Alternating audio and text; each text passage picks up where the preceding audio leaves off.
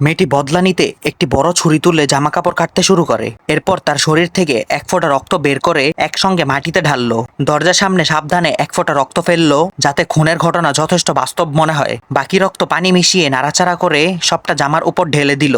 সবকিছু প্রস্তুত হয়ে গেলে একটি ছেলে নির্দিষ্ট সময়ে দরজা খুলল এবং তার পা ঠিক সেই এক ফোঁটা রক্তের উপর পড়লো, যা স্পষ্ট প্রমাণ রেখে গেল যে সে ঘরে ঢুকেছে। সে লিভিং রুমে এসে যা দেখলো, ভয়ে সে স্তব্ধ হয়ে গেল, কারণ তার উপর ধর্ষণের মামলা রয়েছে। সে তখন পুলিশকে জানাতে সাহস পায়নি, সে পালিয়ে গেল সেখান থেকে। প্রতিপক্ষ সফলভাবে ফাঁদে পড়ার পর মহিলা দ্রুত ক্যামেরা তুলে নিজের মৃতদেহের ছবি তুলল, নিজের একটি চুল তুলে ভেঙে রক্তের পাশে ফেলে দিল।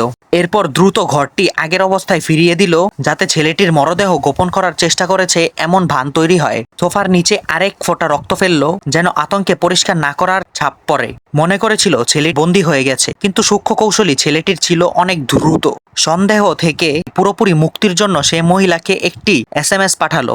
বলল আজ রাতে সে গ্রাহকদের সঙ্গে দেখতে যাবে, তাই সে প্রথম সাক্ষী হবে না। কিন্তু যা সে ভাবেনি পুরোপুরি শেষ হয়ে গেল। আমরাও খুব অবাক।